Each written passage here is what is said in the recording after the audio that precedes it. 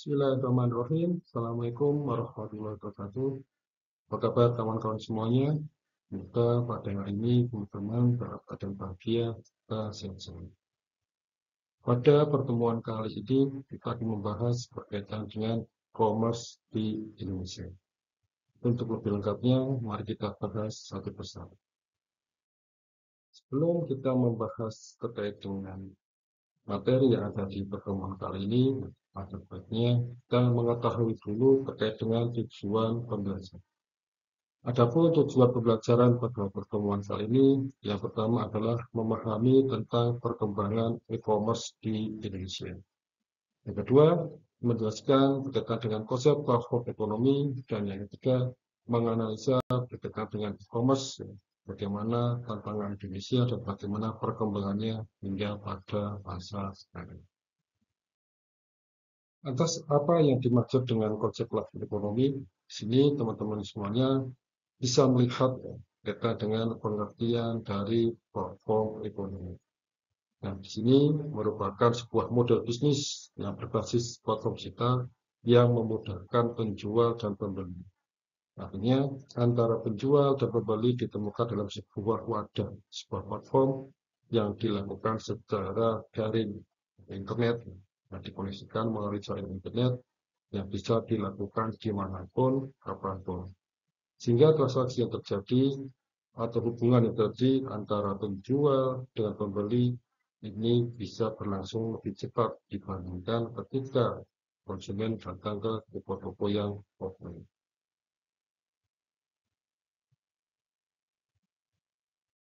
Lantas, bagaimana berkaitan dengan karakteristiknya? Sini teman-teman bisa melihat terkait dengan karakteristik di dalam platform ekonomi. Yang pertama adalah adanya interaksi dari dua sisi. Ada penjual dan juga pembeli. Atau ada yang penyedia barang, ada yang menawar atau berusaha mendapatkan sebuah barang tersebut. Yang kedua adalah adanya jaringan yang digunakan. Karena platform ekonomi yang merupakan bagian dari jaringan yang sifatnya adalah internet, ya, maka efek atau jaringan yang adalah melalui jaringan internet. Transaksi atau hubungan yang terjadi maka akan tergantung terhadap konektivitas, ya, kualitas jaringan yang dimana ketika kualitas jaringan mungkin tidak baik atau platformnya tidak mendukung, maka akan menimbulkan hambatan antara penjual dengan pembeli. Yang ketiga, yang namanya data adalah merupakan aset utama di dalam platform ekonomi. Ini pentingnya data sebagai analisa awal, sebagai pembentuk, ya, bagaimana kegiatan transaksi ini bisa dilakukan. Secara global, kita bisa melihat, ya, platform-platform yang ada diikuti ada Amazon, ada Alibaba, dan juga dengan contoh-contoh yang lain. Sedangkan di Indonesia, platform yang mungkin banyak diakses, banyak digunakan oleh masyarakat berkaitan dengan platform ekonomi, itu ada Tokopedia, ada Gojek, ada Shopee, dan yang ketiga platform ini merupakan platform yang tidak asing, sering digunakan oleh kawan-kawan semua di dalam memanfaatkan kegiatan transaksi secara digital untuk kita berbelanja menggunakan platform secara digital. Berkaitan dengan sejarah, ya, bagaimana e-commerce di Indonesia itu bisa berkembang atau muncul pertama kali, kita bisa melihat perkembangan awal di tahun 2000 sampai 2010. Di awal tahun 2000 muncul yang namanya Kaskus, ya. Mungkin teman-teman sini belum lahir, atau mungkin saat Kaskus itu banyak digunakan kawan-kawan yang sekarang sedang kuliah, itu baru lahir. Kaskus menyediakan layanan jual beli, di mana di situ mempertemukan antara penjual yang menawarkan barang dengan pembeli. Betul, kita saling memberikan komentar, atau kita saling chat untuk mengetahui bagaimana barang itu ditawarkan, spesifikasinya, harganya, ya. Jadi pembeli akan menyetujui. Dan juga yang menggunakan rekening bersama, ya, atau yang dikatakan sebagai perantara yang digunakan untuk mentransfer kepada pembeli atau kepada penjual. Di forum jual beli Kaskus ini merupakan awal mula ya, banyaknya orang bertransaksi melalui e-commerce. Sehingga adanya Kaskus ini berkembang ya, di tahun 2009 sampai tahun 2010. Maka muncul marketplace ya, seperti Tokopedia yang ditandai muncul tahun 2009, serta ada Bukalapak yang muncul di tahun 2010. Di mana ketika muncul Bukalapak ya, didominasi oleh penjual-penjual lokal, atau penjual yang bukan penjual besar, mereka punya barang terus ditawarkan di Bukalapak.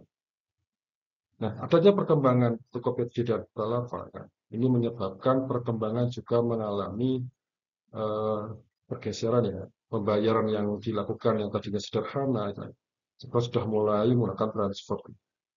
Nah, maka ada transfer antar bank ataupun menggunakan sistem COD. Ada juga berkaitan dengan regulasi yang sifatnya masih sangat minim. Ya.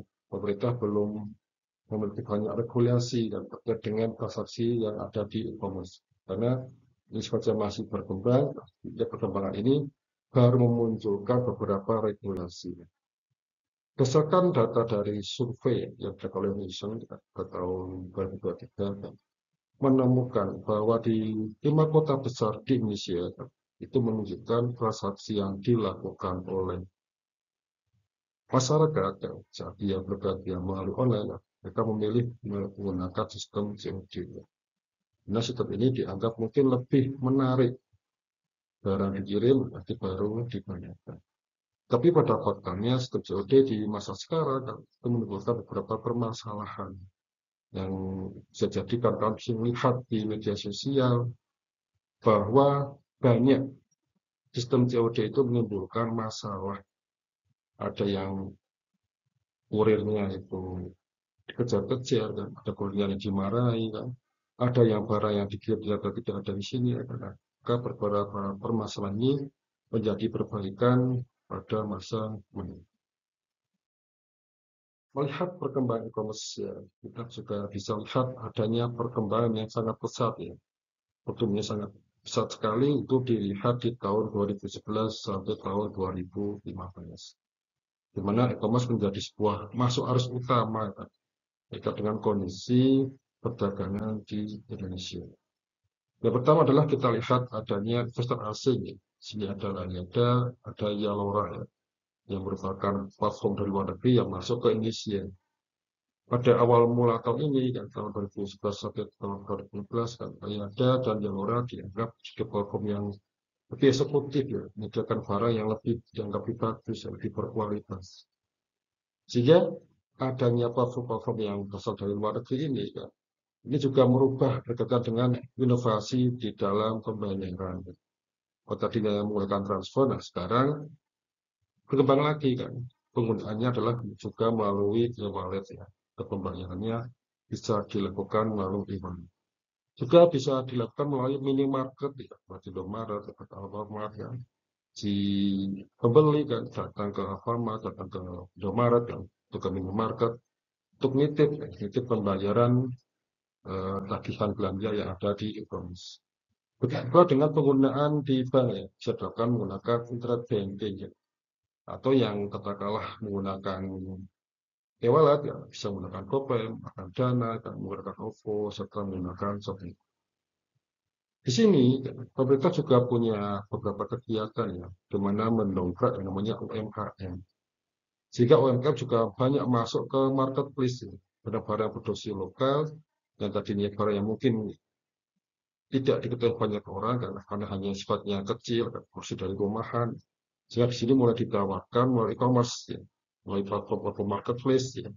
Sehingga banyak orang tertarik ya, untuk membeli berbagai produk yang dihasilkan dari masyarakat Indonesia. Nah, karena banyak produk yang melimpah, ya, beberapa penyedia layanan ini kan memberikan promo. Promo sebagai bentuk bagaimana menarik minat dari konsumen atau dari masyarakat ya. Yang dulu seperti itu adalah adanya Shopee yang menawarkan gratis ongkir kan. Atau juga beberapa uh, memanfaatkan hari-hari tertentu ya.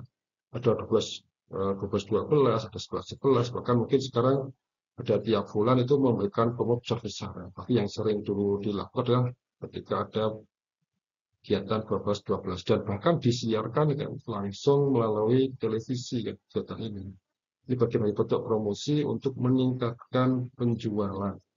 Sehingga sekarang masyarakat sudah sangat paham, sudah sangat mengerti kan kapan-kapan hari tertentu yang bisa diambil untuk berbelanja atau mencari promosi. Kita dengan basis ongkir yang menjadi salah satu pilihan menarik yang ditawarkan kepada konsumen, ya konsumen akan membeli karena gratis. Nah, yang berikutnya adalah kita berkaitan dengan era big player ya, di mana beberapa unicorn ya, yang merupakan e-commerce ya, dengan modal yang besar ya, ada bahas di pertemuan sebelumnya berkaitan dengan sejenisnya. Nah, di sini ada platform Tokopedia, ada platform Bukalapak yang dianggap besar ini merupakan adanya penambahan modal ya, sehingga adanya modal yang bertambah, dia bisa meningkatkan strategi bagaimana untuk memperluas pangsa pasar yang ada di Indonesia. Terus juga ditandai dengan adanya Shopee ya, yang di tahun 2015 itu masuk ke Indonesia dengan strategi subsidi yang sangat besar ya. Banyak orang mengatakan Shopee ini dulu waktu awal masuk menggunakan strategi bakar uang ya, memberikan promo yang banyak, memberikan basis ongkir kan, untuk menarik minat dari masyarakat. Yang ketiga adanya Gojek ya, yang bertransformasi menjadi super aplikasi ya. Kalau tadinya Gojek itu hanya melayani transportasi, kan, hanya naik sepeda motor, kan, mengantarkan penumpang, kan, kembang menjadi mobil, kan, mengantarkan penumpang. Nah, sini Gojek itu memberikan layanan berupa GoPay. Kita bisa membayar melalui GoPay. Juga kita bisa pesan makanan melalui GoFood. Ya. Transformasi ini lebih meningkatkan peluang di pasar sehingga masyarakat banyak menggunakan aplikasi tersebut untuk menunjang kegiatan sehari-hari. Nah, di sini juga berkaitan dengan adanya program pemerintah untuk mendorong gerakan 1000 startup digital. Pemerintah memberikan dorongan kan, kepada anggota masyarakat untuk membuka, kan, untuk merintis ya, sekitar 1000 startup digital. Nah, faktornya lain adalah di era unicorn ini, di player ini, adanya peran logistik dan fintech yang mulai dominan. Artinya apa? Jalur distribusi kan itu sudah diperbaiki kan. Jalur logistik mungkin apa sudah dikuasai kan sehingga beberapa platform itu memiliki jalur sendiri kan. Itu pula dengan apa? Dengan pembayaran digitalnya kan. Platform yang digunakan di Indonesia dan sudah menyediakan pelayanan menggunakan e-wallet ya atau tersebut sudah menyediakan pembayaran secara mandiri tanpa harus transaksi melalui perbankan. Sehingga memudahkan kan masyarakat ketika melakukan pembayaran jika mencari potongan harga. Rata-rata ketika kita menggunakan e-money atau pembayaran kita berdasarkan platform yang sedia, biasanya akan diberikan potongan yang jauh lebih sedikit. Berikutnya yang sangat menarik adalah ketika adanya pandemi COVID-19 ya, di mana adanya COVID-19 ini telah merubah banyak kegiatan yang tadinya dilakukan secara langsung atau secara offline sehingga dilakukan menjadi online. Seperti kuliah yang tadinya di kelas bisa berubah menjadi online ya, karena ada pembatasan gerak masyarakat ya, beberapa yang waktu diberlakukan lockdown ya, sehingga masyarakat tidak bisa pergi ke mana-mana. Disinilah peluang yang terkait dengan e-commerce itu berkembang sangat pesat, sehingga lonjakan yang terjadi mencapai 40%. Orang yang di rumah tidak bisa keluar, dia memanfaatkan e-commerce ini untuk berbelanja atau untuk memenuhi kebutuhan. Yang tadinya mungkin dia datang ke minimarket, supermarket, datang ke pasar, sekarang mengandalkan e-commerce. Perubahannya belum menjadi perubahan perilaku ya, karena 2 tahun kita memasuki ya, 2 tahun kita memasuki masa-masa pandemi dan data kebiasaan itu telah merubah ya, dengan perilaku masyarakat. Sehingga masyarakat lebih banyak menggunakan layanan e-commerce ya, untuk berbelanja. Hal ini juga Pak, didukung oleh kolaborasi fintech ya, adanya OVO dan Dana dan sebagainya ini yang sangat meningkatkan kemudahan pembayaran, sehingga masyarakat tidak perlu lagi melakukan pembayaran secara tunai. Di mana kalau kita melakukan pembayaran melalui digital, dan pembayaran bisa dilakukan menggunakan yang pas ya, tanpa ada pengembalian.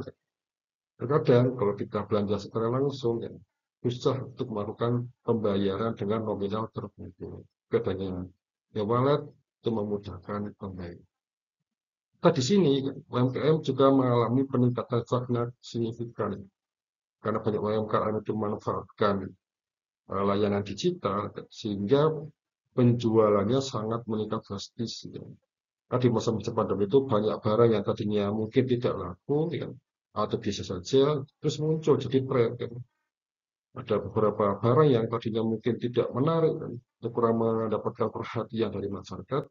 Begitu ada pandemi ditawarkan melalui platform digital, kan banyak orang itu mengikuti tren bisnis ya.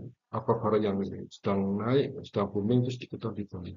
Hingga muncul banyak barang yang sempat booming di masa pandemi COVID-19.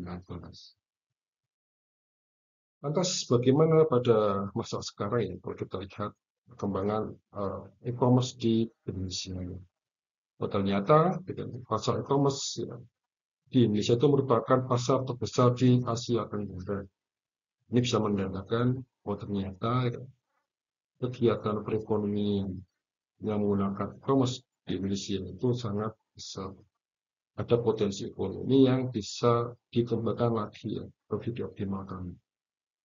Hal ini ditandai dengan adanya konsolidasi atau merger ya, yang dilakukan oleh Gojek serta Tokopedia. Ketika Gojek dan Tokopedia itu melakukan merger kan, maka menimbulkan menghasilkan beberapa layanan baru yang sifatnya jauh lebih memudahkan atau memberikan manfaat kepada masyarakat. Juga adanya uh, Bitly kan, yang mengakuisisi tiket.com, sehingga tadinya orang pesan tiket kan, melalui tiket.com sekarang bisa langsung melalui Bitly. Itu juga merupakan bentuk ya bagaimana perkembangan e-commerce ya. E-commerce sangat berkembang sangat cepat ya. Adanya merger kan, ini atau mungkin akuisisi ya, itu menandakan bahwa persaingan yang ada di pasar itu ketat. Kalau dia tidak melakukan inovasi, tidak melakukan pengembangan, maka akan kalah dengan persaingan yang ada di Indonesia. Sehingga adanya konsultasi atau ini ditujukan untuk memberikan layanan yang jauh lebih luas berkaitan dengan keinginan masyarakat. Beberapa waktu yang lalu ya, sudah sempat ramai berkaitan dengan TikTok Shop ya. Nah, sekarang anak-anak muda terus banyak membuka aplikasi TikTok. Ya. TikTok memberikan layanan TikTok Shop ya. Dan itu sempat ramai, sempat booming. Banyak orang jualan dan membeli lewat TikTok Shop ya. Karena lewat video singkat itu lebih menarik dan lebih menarik oleh masyarakat. Tetapi pada tahun 2023 ya, TikTok Shop sempat dilarang ya. Sehingga eh, strategi yang dilakukan di masa mendatang adalah Tokopedia kan, dengan TikTok itu bekerjasama ya, untuk melakukan transaksi untuk memudahkan memberikan layanan kepada masyarakat. Jadi yang tadinya TikTok Shop itu dilarang, akhirnya TikTok berkolaborasi dengan Tokopedia untuk memberikan layanan e-commerce kepada masyarakat. Juga hal ini apa menimbulkan regulasi baru ya, berupa regulasi berkaitan dengan kepemilikan asing maupun pelindungan UMKM. Karena pada masa lalu banyak barang yang langsung dibeli dari luar negeri, ya. Sehingga apa menantang ya atau merugikan para produksi lokal, di mana produksi lokal itu menjadi kalah saing ya. Barang dari luar negeri dengan harga yang jauh lebih murah kan, itu menarik. Sehingga adanya beberapa permasalahan ini kan pemerintah membuat regulasi terkait dengan perlindungan UMKM kan. Biar UMKM Indonesia itu tidak kalah kita dengan produk yang dijual dari luar. Bisa dilihat di sini ya teman-teman semuanya, ini merupakan kegiatan yang kita hadapi sehari-hari ya. Mulai kita tuh mungkin pesan makanan, kita pesan barang, kita pergi ke sekolah, diantar melalui layanan online, dan kita beli barang diantar lewat online. Setelah pembayaran pun juga dilakukan lewat e-wallet yang disediakan platform tersebut. Di masa sekarang, kita susah untuk lepas dari platform e-commerce, di mana bahkan ada beberapa orang ketika dia sakit ya, dia bisa beli obat, dia bisa beli menebus resep ya yang dikirim oleh dokter ya melalui layanan e-commerce. Ini memudahkan masyarakat di dalam menjalankan aktivitas. Maka di masa perkotaan, mereka memilih menggunakan layanan transportasi online kan daripada membeli mobil. Karena apa? Karena mungkin di kota besar ruangnya terbatas ya. Kondisi rumahnya mungkin sempit, tidak begitu luas, dan sehingga mereka lebih suka menggunakan layanan transportasi online. Ini merupakan apa? Bentuknya kegiatan kita sehari-hari yang tidak lepas dari kegiatan online. Maka layanan ini disediakan oleh salah satu platform ya, yang kerjasama antara Gojek dan Tokopedia, dan bisa dibayar melalui GoPay. Maka tidak menutup kemungkinan di masa mendatang ada platform lain yang menyediakan layanan yang mungkin jauh lebih menarik, sehingga masyarakat akan menjadi lebih dekat tergantungan terhadap transaksi atau kegiatan ekonomi menggunakan platform digital. Nah, kalau kita lihat pengguna internet ya, di Indonesia pada tahun 2025, di sini hampir mendekati jumlah populasi. Artinya apa? Masyarakat kita di Indonesia sudah sangat bergantung, sudah sangat mengandalkan internet sebagai salah satu layanan dalam kehidupan sehari-hari. Jika ke depan pengembangan bisnis online ini masih terbuka. Kita lihat trennya kan tiap tahun terus mengalami peningkatan. Peningkatan ini bisa dilihat ya dari tahun 2017 dan sampai prediksi yang dilakukan di tahun 2024 itu sudah sangat tinggi sekali. Ini merupakan pengguna e-commerce yang ada di Indonesia dalam kurun waktu sekitar 9 tahun terakhir. Ketika itu sampai tahun 2025, maka itu merupakan angka sampai tahun 2-9 tahun terakhir. Sumber dari tempo ini kita bisa lihat trennya ya, dari tahun 2017 terus mengalami peningkatan yang besar. Ini sejalan dengan tadi penggunaan internet di Indonesia. Ternyata penggunaan e-commerce juga terus mengalami peningkatan berdasarkan data yang dirilis oleh BNI. Nah, berikutnya kita akan melihat bagaimana sih perilaku konsumen e-commerce di Indonesia ya. Kalau kita lihat profil yang ada di Indonesia, pengguna e-commerce itu mayoritas usianya 18 sampai 34 tahun. Jadi kita katakan usia muda atau usia produktif atau pengguna yang digital yang cenderung banyak mengandalkan digital sebagai kegiatan yang dilakukan dalam kehidupan sehari-hari. Berikut dengan kota-kota yang besar yang ada di Jakarta, dan Surabaya, Bandung itu lebih dominan berkaitan dengan penggunaan e-commerce. Meskipun di daerah ya, yang kabupaten, yang bukan kota, itu juga terus mengalami pertumbuhan sangat pesat. Maka di pedesaan pun sekarang juga banyak menggunakan layanan e-commerce. Banyak kurir yang keliling-keliling masuk ke desa untuk mengantarkan paket. Ini menunjukkan bahwa pertumbuhan di daerah pun juga sejalan dengan pertumbuhan di kota besar. Berikutnya, berkaitan dengan profil konsumen e-commerce di Indonesia, adanya gender yang relatif seimbang. Bukan hanya perempuan saja yang mengandalkan e-commerce, tapi laki-laki juga terlibat aktif di dalam kegiatan branding. Tapi kalau kita lihat perempuan, mereka cenderung aktif di fashion, di beauty, di groceries. Itu juga lagi sama ya, betul. Itu juga banyak melakukan pembelian fashion dilakukan melalui e-commerce. Sehingga pendapatan yang diperoleh oleh masyarakat sekarang lebih banyak dihabiskan untuk mencari promo atau diskon. Di sini promo atau diskon itu banyak dilakukan oleh kalangan menengah ke bawah. Di kalangan menengah ke bawah itu banyak berburu promo atau diskon di dalam melakukan pembelian lewat e-commerce. Berikutnya, bagaimana sih perilaku belanja? Tadi kita bahas ya, ternyata di pedesaan atau masyarakat yang menengah bawah, mereka cenderung mencari promo.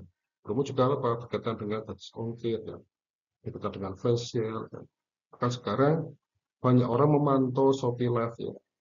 Nah, ketika Shopee Live itu harganya kan jauh lebih murah. Ya. Nah, di sini beberapa orang juga memantau lewat TikTok. Ya. Nah, perubahan ini meningkat ya. Kalau kita lihat sejak tahun 2022 jadi peningkatan penjualan yang menggunakan live streaming dan secara langsung ya, itu memberikan harga yang jauh lebih murah.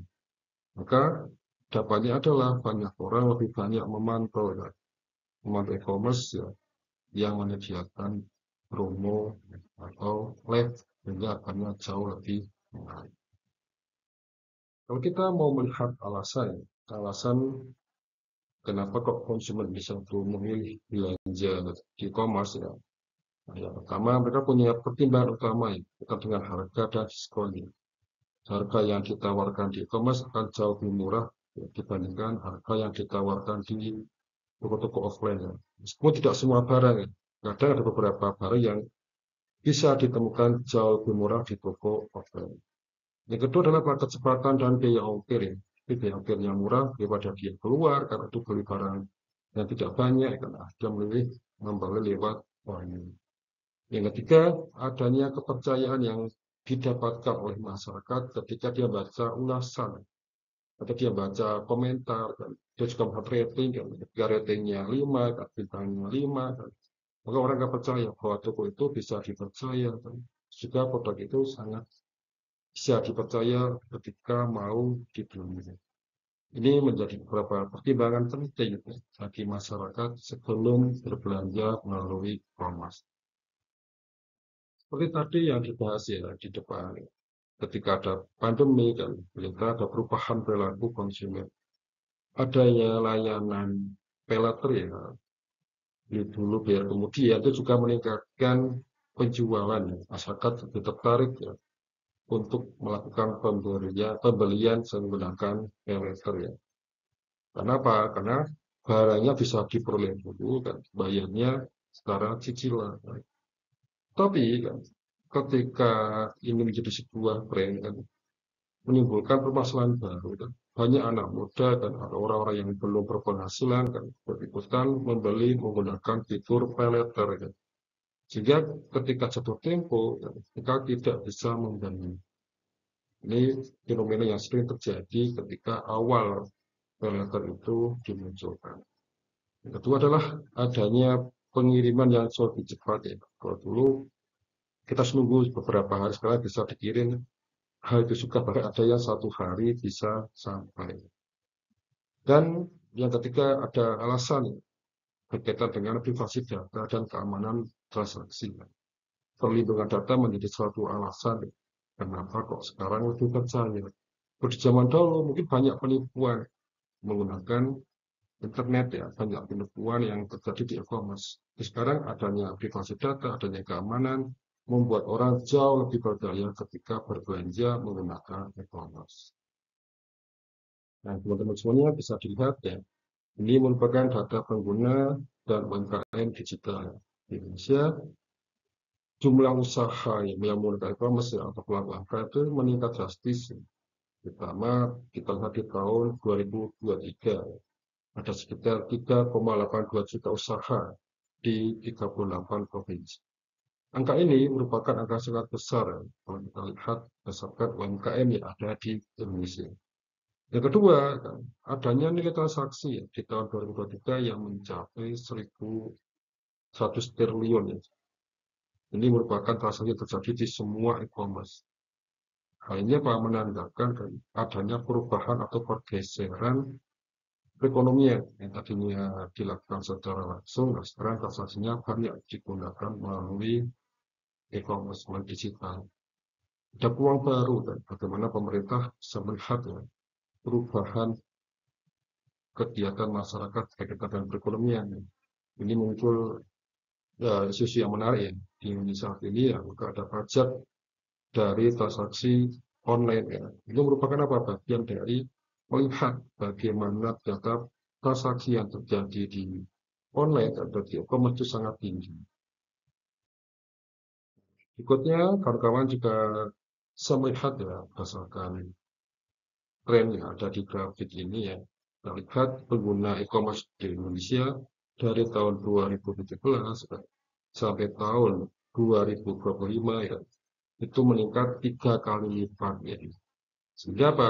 Peningkatan ini kan masih terbuka lebar bagi penjual, bagi pelaku UMKM dan untuk melakukan bisnis secara digital. Begitu pula dengan kawan-kawan yang mengambil program studi terkait bisnis digital ya. Ini masih menjadi kita bisnis yang dalam kurun waktu ke depan kan, itu masih terbuka lebar untuk kita jalankan. Di mana e-commerce menjadi salah satu platform, menjadi suatu wadah ya, bagi pelaku juga bisnis untuk menawarkan barang yang diproduksi maupun barang yang dijual. Nah, inilah materi hari ini ya, atau pada sesi kali ini berkaitan dengan e-commerce yang ada di Indonesia. Tugas buat kawan-kawan semua, nah, nanti silahkan kawan-kawan melakukan analisa ya, memilih beberapa platform yang ada di Indonesia dan lihat kelebihan dan kekurangannya. Yang kedua, nanti dilihat juga kan, di mana posisi platform tersebut dibandingkan dengan pesaing. Nah, itu dilihat juga kan, berapa pendapatan tiap tahun, apakah meningkat atau menurun dalam kurun waktu 10 tahun terakhir. Jadi, tugasnya kawan-kawan nanti mencari atau memilih salah satu platform e-commerce ya, untuk dilakukan analisa. Mulai dari lihat eh, potensinya kan, perkembangannya, lihat pendapatannya kan, lihat posisinya dibandingkan dengan pesaing lainnya. Itu materi sesi ini dan ketika kawan-kawan ada pertanyaan silakan disampaikan. Terima kasih. Assalamualaikum warahmatullahi wabarakatuh.